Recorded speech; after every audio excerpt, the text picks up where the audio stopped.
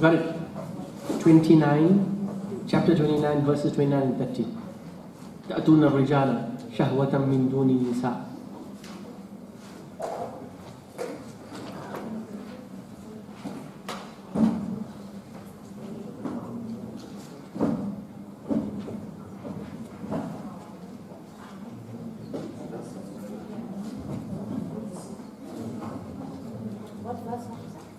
Verses 29 and 30.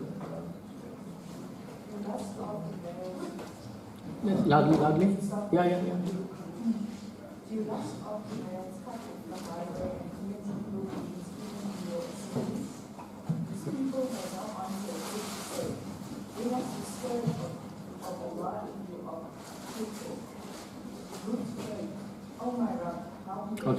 Okay. This is the final aspect of fasad, which would be what we know today as sodomy fasad, homosexuality, the sexual revolution, unprecedented in human history. Unprecedented, the sexual revolution. Right? And the Prophet of Allah ﷺ stated that when people engage in this type of vile sexual activity, then Allah subhanahu wa ta'ala will create diseases that people never had experienced before. And HIV/AIDS is one of the examples. Right? The human papilloma virus, HPV virus, has become so common today that anybody who's sexually active is now contracting HPV viruses. Right? People are suffering from throat cancer because of perverted type of deviant sexual behavior. Okay? Homosexuality and sodomy will be the final, nail in the coffin, figuratively speaking. Right? And this is a reality. Today you are living in a society and in a community wherein, I'm using the word sodomy, right, is now the norm. Homosexuality is the norm. Heterosexuality is something that, like, really? You're not queer? You haven't experimented? Are you not bisexual? This sexual and that sexual, and everything's about the celebration of sexuality. It's called a sexual revolution. And it's unprecedented in human history. They'll go out and justify, yes, sodomy and homosexuality existed in those ages and whatever it is there. And what were people afflicted by at that time? Syphilis. People who are affected by syphilis. Right? If you look at this, do you know the number of more people become HIV positive in heterosexual relationships than in homosexual relationships? Why? Because of deviant sexual behavior within them. Do you know that? And why? Because now, forgive my language, but they made anal sex the greatest thing now to be experienced. And people in heterosexual relationships are becoming HIV positive because of it. They've created such a sexual revolution that what was taboo 20 years ago, 30 years ago, is now celebrated. I don't know whether you remember, in the 1980s, late 1980s, early 1990s, I can't remember when, there was, I can't remember her name right now, but I remember there's a big story at that time. Right? This certain Miss America had posed nude for one of these magazines or whatever it is, before she was crowned Miss America. Right? And it became I'm just finding out how you know.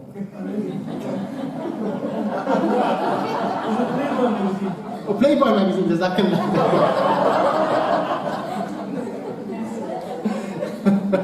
okay? And because she appeared nude before being crowned Miss America, she was stripped off. Her title was stripped off. Okay? Her crown was taken away from her. It was such a scandal. Today, if you want to become Miss America, then you have to have a couple of scandals before you actually can become Miss America. The hypersexualization of America. Right? There was a brilliant article written by Ariel Levy, Ariellevy, many years ago. Right? I'm talking about 2000, right? When they spoke about the era of hypersexuality, which it is right now. The porn industry, online porn industry, is one of the biggest industries on the internet. Right? And everything is about exploring your sexuality. And it's created what they call the sexual revolution. I mean, today, the most amount of followers that you're going to find on Twitter and all of these things here, Kim Kardashian, the whole world knows. What do you know? For akhlaq? For her charity? For the philanthropy? You understand? Really? I gave this talk to parents in Orient, I think last week sometime, right? And I told them that, you know, it was about becoming positive role models, whatever it is. I said the role models of today's youth, if you look at Instagram, Twitter and Facebook, right? Ariana Grande, what? It's like a latte, okay. Okay, right? So latte grande, right? Is number one on Facebook, I think, or yeah, I think Facebook, Instagram, right? Number one on Twitter, right, is Katy Cats, Katy Perry. All her followers are known as Katy Cats. See, I remember that. She has 90 million followers. Katy or Katy Perry, what is it? Katy Perry. Katy Perry has 90 million followers. On Facebook, I think it was Selena Gomez. Right. Number 3 was Justin, one of them was Justin Bieber was number 3. In between was Taylor Swift. Then it was Beyonce, then it was Lady Gaga. Can you see a trend? The more nangi you are, the more popular you become. No, really, I'm being very open here. The more unclothed you are, the more vulgar you are, the more salacious you are, the more you followed. Explain this to me. Explain this to me, and this is the phenomenon of the past 20 years. This is the phenomenon of the past 20 years, where it has reached such a level. And people are following these people. And this is the era of Ya'juj and Ma'juj. The Prophet ﷺ said, Ariyat, Qasiyat, they'll be fully clothed, yet naked. How many examples do you want? How many examples do you want? Fully clothed, yet naked. It becomes a big show now. And people are like fated. You know, what is all this Academy Awards and this award? What's it all about? About what the woman wore or didn't wear, or what they not what they showed. Now what they didn't show. Not like this one. Oh, but you didn't show enough. No. I'm very serious about it. And this is the final, nail in the coffin, literally, of this revolution, so-called revolution. First was a so-called economic revolution. The religious revolution, I'm talking about all the different seven levels of fasad, right? The 7 levels of fasad, number 1 was the religious revolution. And what was the biggest religious revolution? Was the separation of church and state. Render unto Caesar what is Caesar's, and render unto God what is God's. That was the biggest revolution that was there. They separated church and state. That was the religious revolution. There was the family revolution, wherein they came inside in terms of totally, first they started off. Let me show you how they started off. Before you had marriages, in the era of Ibrahim alayhi salam, how were marriages taking place? What, they were running around looking at behind the tree, they look at you. What? Right? Up until the 1900s, all marriages were arranged. Whether in the Western world or whether it was in the Muslim world. Marriages were arranged up until the early 1900s. From 1920, thank you to Chanel, who started off with the fashions and so on, right? The clothing revolution started. And after from the 1900s onwards, literally, the whole concept of marriage and institution of marriage in terms of choice of partner changed. It's not a new thing. For the past, from Adam alayhi salam's time, right till the 1900s, marriages were generally 99.9 recurring % of the time arranged. Even in the Western world. No one went out and, you need to get to know each other and blah, blah, blah, blah. It changed so rapidly that singles bars started. Speed dating started. Right? Lonely Hearts column started. Then AuntyG.com started. Then Tinder started. Then I found the name, last week's one. Ashley Madison started. Today, 99.9% of marriages now are not through arrangement, but through falling in love, or falling out of love. Or people, it's not even marriages anymore. People live with each other for 5 years, 6 years, 3 years, 4 years, then have one kid or whatever it is, and after 3-4 years they break up. They break up. Are we experimenting? And nowadays, if you look at American movies and whatever it is, you explore each other sexually first before you even get married. chances are you don't even date, and you end up in that type of relationship, meaningful one-night relationships, or meaningless, whichever one it is, right? In a drunken stupor. That's how they created what we call the revolution of the 60s, right? The Beatles and all of these hippies and the Rolling Stones and so on were the Mahagurus of all of that. Free love, the 1960s, right? That was the revolution, what we call the sexual revolution, which changed the whole concept of family altogether. Then you had genocidal facade with the world wars and whatever it is, unprecedented. There was no world war before the 20th century. Then you had agricultural facade up until the 1950s, up until the 1960s. Farms in America were still owned by private families. They were not large corporations. From the 1960s, with the invention of Kellogg's cornflakes. You know, Kellogg's created a revolution in food. How many of you have a cereal for breakfast? Most of you guys. We may end up having cereal for breakfast. Maybe twice or 3 times a week at the bare minimum you'll have to. What junk are you eating? Can someone tell me what junk they're eating? Am I right, no? Yes. Absolute junk. Factory manufactured from A to Z. And they tell you, oh, nutrients and vitamins and riboflavin and this one here and that one there for a great day, future life, pro-neutral, Kellogg's, Wheat Bix. Junk! Junk! Ask the people in Indonesia what they have for breakfast. Ask the people in Malaysia what they have for breakfast. Ask the Chinese what they have for breakfast. Noodles. Rice. You go to South India, they're having rice for breakfast. You go to Indonesia, they have like a chicken type of something there, I don't know what's it called, not chicken satay, something else. For breakfast. You go to the Chinese for breakfast in the morning, they're having the noodles in the morning.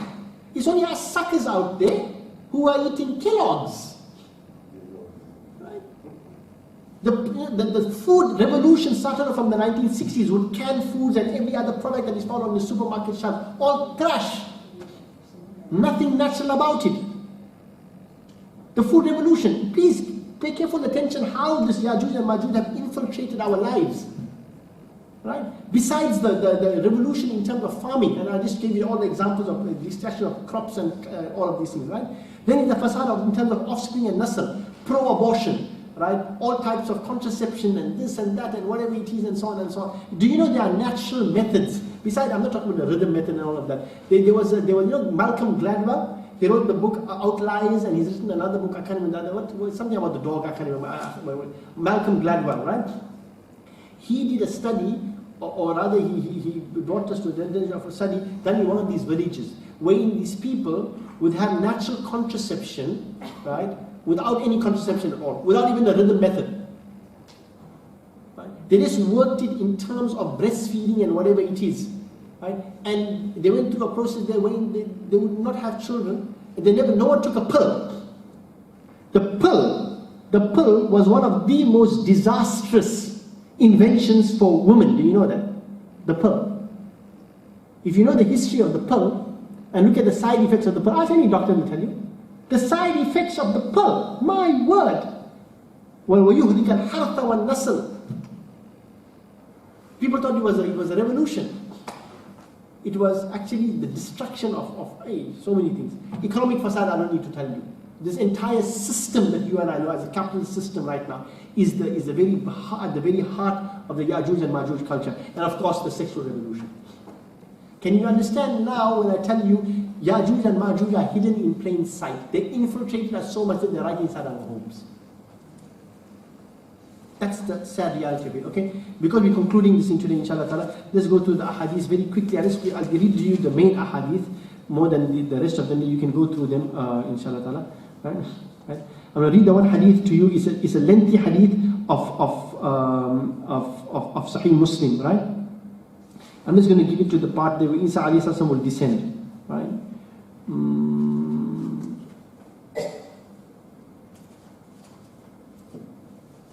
Then Allah will reveal to Isa these words: I have brought forth from amongst my slaves such people against whom none will be able to fight.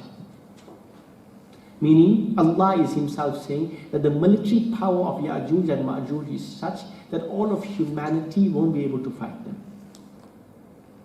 And in terms of weaponry and in terms of military strength, America, China, Israel, and so on, all allied, all one, you understand, are practically an invincible group. I mean, if you take the rest of the world put together, in spite of the fact that the Arabs are buying up all the weapons and whatever it is, right? They still can't compare to the American, weapon arsenals that they have, and the Russians and the Chinese and the Israel, the Israelis and whatever it is, right? So then he says there, so take these people safely to the mountain. And Isa alayhi salam will take his followers to Mount Tur. And then Allah will send down Ya'juj and Ma'juj, Gog and Magog. And they will swarm down from every slope. وَهُمْ مِنْ كُلِّ هَدَبٍ يَنْسِلُونَ. The first of them will pass the Lake Tiberias, or the Sea of Galilee. Okay? Technically speaking, 3 or 4 years ago, the Sea of Galilee was scientifically declared as being empty. And that's a sign. The Sea of Galilee. It's already, scientifically speaking, it's reached way below, our Hazelmere Dam is better off. Okay? Which means that Ya'juj and Ma'juj are already here. Look at it now. Ya'juj's age is slowly coming to an end. In my opinion, and this is an opinion, it represents America and Europe and whatever it is. They've passed through Israel. Right? And by the time their armies infiltrated to that part of the world, Sea of Galilee already became dry. Okay? Sorry.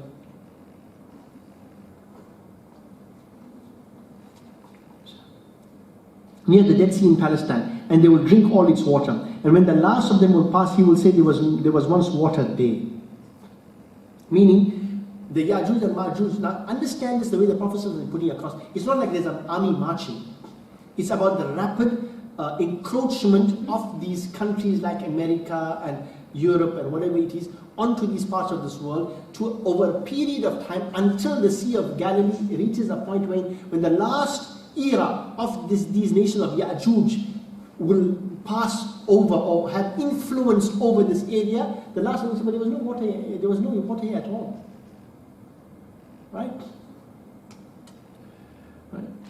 The Prophet ﷺ, Isa and his companions will then be so much hard pressed that the head of an ox will be dearer to them than 100 dinar. Meaning there will be such poverty and there will be such scarcity of food that an ox will be worth 100 dinars. Okay? And Isa along with his companions will make supplication to Allah, who will send insects which will attack their Ya'juj and Ma'juj's neck until they all will perish like a single person. Isa and his companions will then come down and they will not find in the earth as much space as a single span, which will not be full with their corpses and their stench. What is this? Full nuclear war. Like the Prophet ﷺ said in another hadith of Sunnah Ibn Majah, Allah will create a worm which will eat through from their necks. Go and do your research, you will come to realize that one of the main points of entry or effect or the symptom of exposure to nuclear radiation starts off from here. They create a worm, they use the word worm for them to understand it, but he will eat them up from here. And they will literally perish en masse. And when Isa alayhi salam descends, now can you imagine what the situation this will be? Right? That Ya'juj and Ma'juj now think that they have won the war. They won the nuclear war. And Isa alayhi salam, as a prophet of Allah, with his followers, he's taking refuge in a mountain. Now what gives you greater, so to speak, power and become more drunk with power than to say, we've defeated Christ? Did you understand that? We've defeated Christ. Even he's taken refuge in the mountains. That will be the level of their arrogance and the level of their power, Ya'juj and Ma'juj. And when they see that they finished off everybody on earth, because Isa alayhi salam himself has fled, so to speak, with his companions there, they say, now we've finished with the people on the earth, let's take on the people in the heavens. And they will send the arrows, meaning the missiles and whatever is into space. And as I mentioned last week, don't put it past them, once again, to deceive people, to garner the attention of people back towards them as saviors, as opposed to what they truly are, which are the destroyers. That they will create this idea that there's an alien invasion. They prepare us subliminally for it with tons of movies. Each one more more dramatic than the other in terms of alien invasions. So the Prophet of Allah said, now we'll turn our attentions there. Where's the aliens? Right? Where is the aliens? Show me the Martians. Show me the inhabitants of Venus. The only aliens that are out there on planet Earth, we don't see them. Malaika. The only aliens that are out there that are also on planet Earth are the jinn and other makhluk of Allah that we don't know of. But they're not going to come and affect our lives. If they wanted to come and affect our lives out there, they can't invade us. It doesn't happen. There's no space invaders. That was a game, arcade game in the 1980s. Right? You know Space Invaders? Okay. This was before Pac-Man. Okay? So, they will declare, no, we're declaring war. There's an alien invasion. Why? That too will be to give an idea that we are the saviors. We're protecting humanity. No, nothing. They'll say, no, we finished them up, now let's sort them out. No aliens, right? And the biggest, so to speak, feather in the cap will be, see, we've even defeated Isa alayhi salam, but they won't realize that the nuclear radiation will kill them. And they say Isa alayhi salam will then descend with these people, right? And there won't be a single span which will not be full with the corpses and the stench. Meaning, it will be so full of people that if you walk from here to there, there's a dead person there. What is that? What is that? Complete nuclear destruction. And that's billions of people. I mean, there's not a single span wherein you're not going to find these people. When people talk about the end of days and the coming of the Mahdi and all of these things here, we must pray for it that Allah gives us that. But have you realized how, what the situation is going to be? It means Third World War. It means millions of people losing